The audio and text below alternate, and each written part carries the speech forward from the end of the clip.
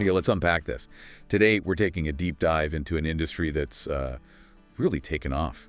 Craft distilling. Yeah, it's huge. Our source material jumps right in, pointing out that this segment generated something like, wow, $14 billion in revenue back in 2018. That's serious money. It really shows the interest, doesn't it? Absolutely. But, anyone thinking about jumping in learns fast, and our guide makes this clear. Starting a distillery isn't just about making great spirits. It's really about navigating this maze of regulations. Totally. It's layers, right? Federal, state, local.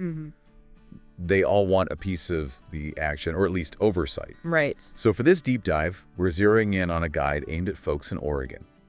It breaks down the applications for the TTB, that's Federal Alcohol and Tobacco Tax and Trade Bureau, and the OLCC, the Oregon Liquor Control Commission. State level, okay. Exactly. And our mission here is basically to pull out the key steps and requirements from this guide.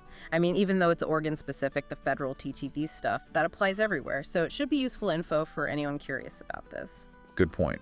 And that federal side, a lot of it comes down to the Code of Federal Regulations, Title 27, Part 19. That's the rule book for distilled spirits plants, or DSPs. The DSP rulebook, got it. So how does this guide lay it all out? It sounds pretty complex. It does a good job, actually. Breaks it into 6 main steps, focusing on the business side of the application needs. Gives you a kind of roadmap. Okay, 6 steps. What are they? So first, business registration. Makes sense. Second, pre-application logistics, getting your ducks in a row. Third, the application process itself, TTB and OLCC. Fourth, local government approval, another layer. Right. Fifth, spirit production, finally. The fun part. And sixth, labeling and formula applications, which is sort of ongoing. Okay, that makes sense. A logical flow. And the guide points out, hopefully, that some steps, especially 2 and 3, the prep and the actual applications, you can often work on those at the same time. Oh, that's good to know. Parallel processing. Because it sounds like a lot. It is. Okay, step 1, business registration.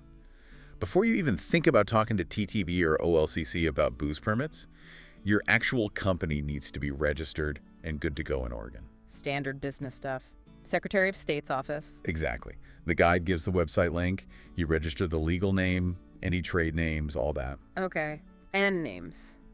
You mentioned the TTB has rules there. Oh, yeah. They're pretty specific. You can't just call it anything. Like what? What are the restrictions? Well, for instance, no prohibited geographical names unless you're actually from there. No famous landmarks or people, usually. Nothing that sounds like the government endorses you. Okay. Seems reasonable. Also, can't imply health benefits or mention the strength, like super strong vodka in the name. Right. And I remember seeing something about the legal name stuff, too, like Inc. or LLC. Yeah. Your trade name shouldn't use those unless it's literally part of the state-registered legal name. But limited is okay, apparently. Weird quirk. It's probably about avoiding confusion between the brand and the legal entity. Must be. And obviously, don't call your distillery a winery or something. You got to be accurate about your operation type. Makes sense. No misleading stuff. And the guy touches on business structures. Sole prop, partnership, LLC, corp. Because the documents you need later will vary. Okay. Which leads us nicely into step 2. Pre-application logistics. Right. 5 key tasks here. After you're registered, but before the main TTBOLCC apps. And again, you can juggle these. Good. What's task number 1? Getting an EIN, employer identification number. Ah, from the IRS for taxes. Yep. Fill out form SS4. The guide says you could do it online. Easy enough. Okay, number 2. This one's state-specific for Oregon. An OLCC Supplier Retailer Relations Affirmation. Sounds bureaucratic. It's basically a form saying, I've read the rules about how suppliers and retailers should interact. Sign here, business name, address, signature, done. All right. Administrative checkbox, what's 3rd? This is a biggie. Location and equipment. You need a place, and you need to know what gear you're putting in it. Because the applications ask for specifics, right? Exactly. The guide really stresses.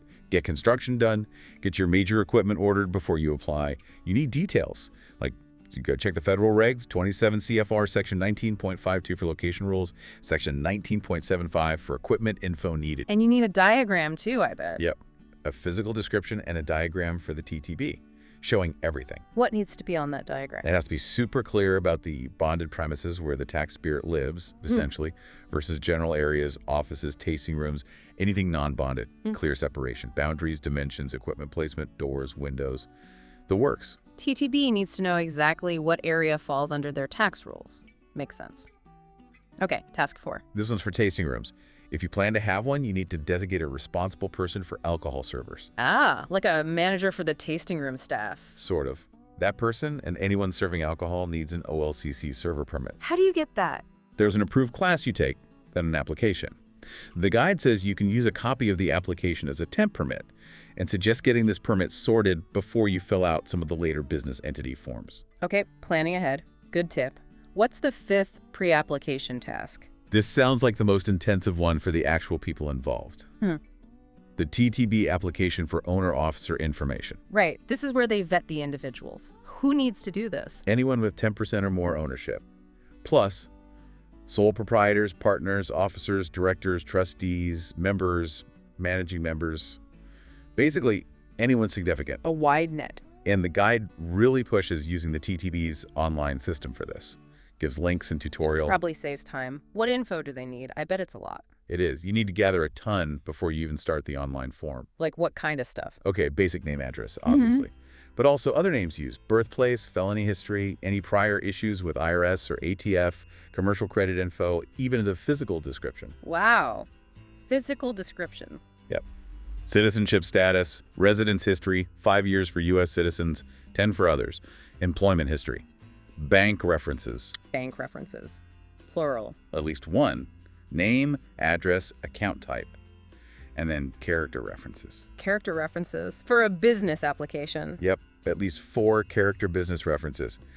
And they can't be relatives or listed employers, people who can speak to your, well, character and business responsibility. That's a thorough. It really shows they're licensing the person, not just the building. Definitely. You sign off at testing, it's all true, submit it, and you get a tracking number for each person's application.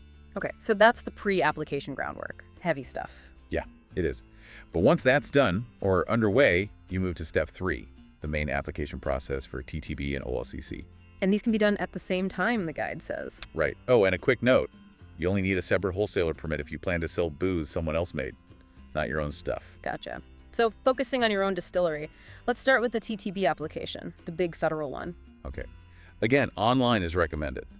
But before you even log in, you need to collect a bunch of required documents to upload. Makes sense. Have everything ready. What's on the checklist? Proof of property, your lease or deed. And critically, it has to explicitly say distillery operations are allowed. Can't just be any old warehouse lease. Needs landlord approval for distilling. Exactly. Then source of funds documentation. For the owners with 10% or more. Yep. Where'd the investment money come from? Loans, savings, gifts. Need proof bank statements, loan notes, gift letters saying the donor has no stake. Okay. Validating the money trail. What else? That detailed plant diagram we talked about, upload that here. Showing bonded versus non-bonded, equipment, doors, windows, the whole 9 yards.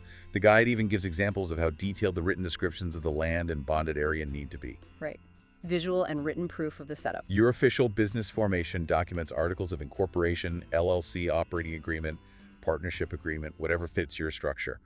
Proof the company legally exists. Standard legal stuff. And potentially meeting minutes if needed to show who has signing authority. Okay. What about that bond you mentioned earlier? Right, the bond, TTB form 50110.56. You only need this if you expect your federal excise tax bill to be over $50,000 a year. How do you figure that out? The guide explains using the tax rate $13.50 per proof gallon at the time. Their example is $50 state tax equals roughly 1,950 cases of 80 proof spirit. So it depends on your projected volume.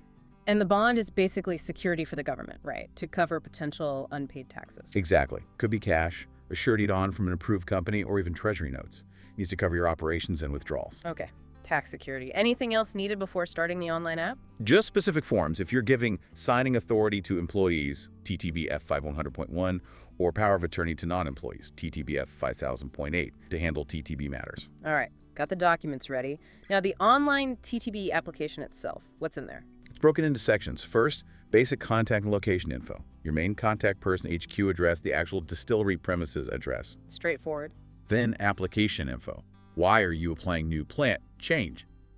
Background on the owner. This is where you link those owner-officer tracking numbers from the individual applications you did earlier. Ah, connecting the dots. Details on ownership percentage, how much each person invested, financial institution info, and uploading that source of funds proof. Okay. Then sections for special cases, like if you're alternating premises with another business or alternating proprietors, probably not common for a brand new startup. Likely not. Then sections for listing those authorized signers or power of attorney holders, if any, listing your trade names again, confirming state registration, and a section if you need a variance, basically asking for permission to do something slightly different than the standard regs in Part 19. Okay. Seems comprehensive on the business structure side. What about the operations? That's the next big part. Business information. You declare your DSP operation type, distiller, processor, warehouseman, etc. State if you expect to hit that $50 K tax liability threshold.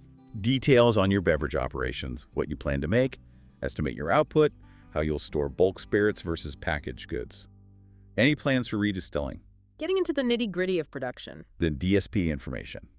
That land and premises description again, cross-referencing your diagram. And security gets its own focus. Right, you mentioned security was big for TTB. Yeah. Describe your measures, guards, alarms, and you have to certify your locks meet very specific federal standards. 27 CFR, Section 19.192. Locks again. What's so special about them? The specs are wild. Minimum shackle diameter, body width, needing a captured key, meaning the key can't be removed when the lock is open. It's intense. You also list who holds the keys. Wow. They really care about securing that bonded area. Absolutely. Yeah. Then you list your major equipment, stills, tanks, condensers, type, capacity, serial number, intended use. The guide notes your stills become federally registered once the application is approved. Okay. Environmental info, too. Yep. Number of employees, utility companies, waste disposal plans, noise control, water discharge permits as needed. Covering all the bases. Then the bond details, if you need one. Any related permits you might already have. If you plan to transfer spirits in bond from another DSP. Finally, a section for uploading all those required documents we talked about. Phew. That's a lot. Then you submit. You review everything, then submit.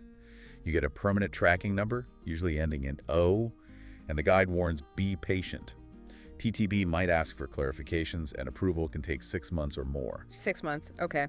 Need to factor that timeline in. Definitely. Yeah. Now, while that federal behemoth is processing, you're also working on the state side, the OLCC distillery licensing application in Oregon. And this one isn't a single online form, you said. Right. It's more like assembling packet of different forms and required info. Okay.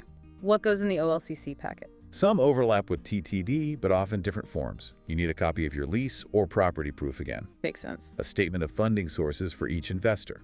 Similar idea to TTB's source of funds, but it's an OLCC-specific statement format, signed and sworn. Gotcha. State version. What else? A floor plan. But crucially, it has to be on the OLCC's own form. Different form for each floor. Show all the areas, furniture, label, everything bonded, general tasting area. And that tasting area must be shown separate from the bonded space. Okay. Specific state form for the floor plan. Then the main liquor license application form, indicate distillery, list all basically anyone with control who incurs debt, signs contracts, the lessee, business info, and signatures acknowledging state rules, like the no marijuana on premises rule. Right. Standard license app stuff. What about the individual backgrounds? TTB had that detailed form. Does OLCC? Yes, they have their own. Yeah. The individual history form, required for key people depending on structure officers, directors, major stockholders in core, managing members, major members in LLCs, general partner. And what history do they want? Full name, SSN, DOB, ID details, address, spouse info. Then history questions. Driving convictions, 10 years back. Felonies, 10 years. Diversion programs. Any prior liquor or marijuana license history, including denials or cancellations. So, similar depth to TTB, but maybe slightly different focus, like including marijuana history. Seems like it. Then, if you're an LP, LLC, or corporation, there are specific questionnaires for each entity type. More forms. Yep. Confirming state registration details, listing partners, members, stockholders, officers, ownership percentages, and designating that server education contact person again. Connecting back to the server permits. Right. And if you have a franchise agreement, there's a summary form for that too. Plus, you need to include the actual agreement or letter of intent. Okay. Lots of structural paperwork for the state. What about tasting rooms for OLCC? That's optional, an add-on. The distillery tasting privilege application. Needed if you want to do tastings or sell your own factory-sealed bottles direct to the public on site. Ah, so direct-to-consumer sales require this extra step. Correct. And OLCC approval comes after you get the main distillery license. This form asks about other tasting locations you might operate, up to 5 allowed, and how you'll distinguish trade samples from public tastings. And does it need another floor plan? You guessed it. A separate OLCC floor plan formed specifically for each tasting location, showing the rooms and clearly labeling the tasting area within that space. Okay, so you gather this whole packet lease, funding statements, floor plans, license app, individual histories, entity questionnaires, maybe the tasting application. Right. Assemble it all. Then you mail it or drop it off at the correct Kansas City OLCC office. And crucially, don't send the fee yet. Correct. The guide is very clear on that. Okay. OLCC contacts you later for the fee and gives you documents needed for the local government review step. And that local review usually happens after OLCC's initial look-see. Exactly. Which brings us to the final stages, steps 4, 5, and 6. Okay. Step 4 is that local government approval. Yep. Once you have the federal permit, TTB, the state license, OLCC, and the local go. Then finally, step 5, you can actually start making spirits. Woohoo! But wait, there's more. Of course there is. Step 6. Labeling and formula applications. This is ongoing. Every product you want to sell needs federal label approval. First, a TTB COLA, Certificate of Label Approval. And sometimes formula approval, too. Yeah, depending on ingredients and process. Right. If it's not a standard spirit type, that's another TTB process. Okay.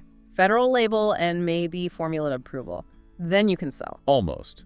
The guide notes that after you get the federal CLA, there's a separate Oregon process just to get approval to sell that specific bottle within the state. Wow.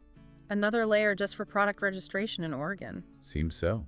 The source points to other OLCC guides for the nitty-gritty on distillery privileges and requirements in Oregon. So the information we've been discussing, it's pulled from TTB and OLCC websites and that federal code, Title 27, Part 19. That's right. Those are the primary sources. And the guide mentions appendices with forms, but warns people to always check the official websites. Absolutely critical. Rules change, forms get updated.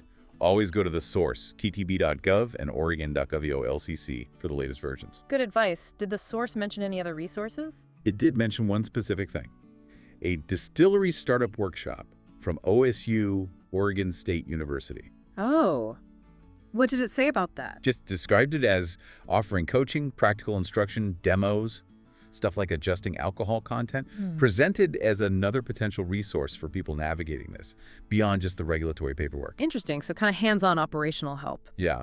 So looking back at all this, federal, state, local approval, detailed applications about the business, the people, the building, the equipment, security, it's a lot. It's undeniably a complex, layered process, no doubt about it. The sheer volume of detail required is pretty staggering. But breaking it down into these 6 steps like the guide does, and knowing what documents you need for each stage, that at least makes it feel, well, somewhat manageable. Right. It provides a structure, and the advice to gather everything before you start the online apps and use those online systems, that seems key to not getting totally bogged down. Yeah, it really highlights that starting a craft distillery takes more than just passion for the craft. You need serious administrative chops and patience. Absolutely. Attention to detail is paramount. So, thinking about how rigorous this all is, I mean, down to the specs for door locks and the deep dives into personal finances and references, Yeah. how do you think this incredibly detailed multi-agency regulatory gauntlet might, shape the kinds of distilleries that actually make it through?